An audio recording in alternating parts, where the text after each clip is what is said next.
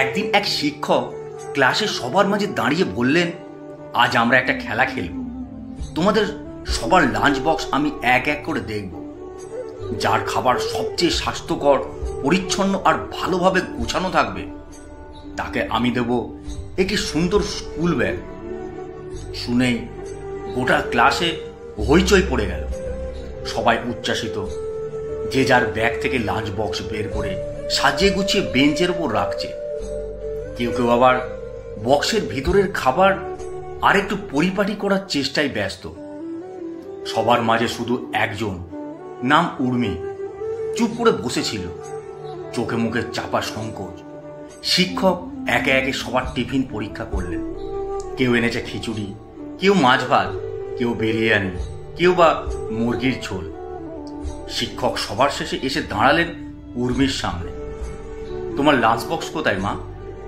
উর্মি একরকম লজ্জা আর কষ্টে মাথা নিচু করে ব্যাগ খুলে একটা পুরনো ঢাকনা ভাঙা লাঞ্চ বক্স বের করল।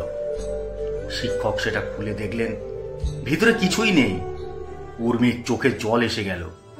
সে মাথা নিচু করে বলল, স্যার, মা সকালে উঠে বলল ঘরে চাল নেই, বাবা কাজ খুঁজছে কিন্তু পাচ্ছে না।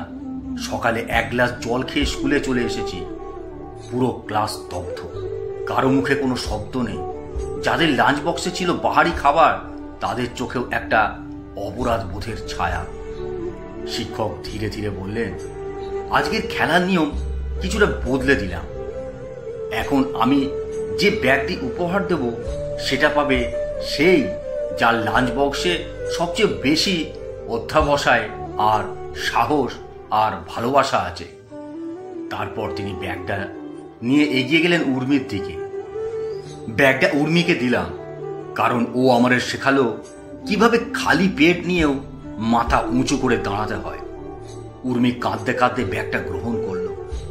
ক্লাসের সবাই হাততালি দিল, কিন্তু সেই তালির শব্দে মিলেমিশে ছিল কষ্ট, অনুশোচনা আর ভালোবাসার স্পর্শ। পরদিন সকালে যখন শিক্ষক ক্লাসে ঢুকলেন, তিনি অবাক হয়ে দেখলেন প্রত্যেকটি ছাত্রছাত্রী একটি করে ছোট ব্যাগ নিয়ে এসেছে।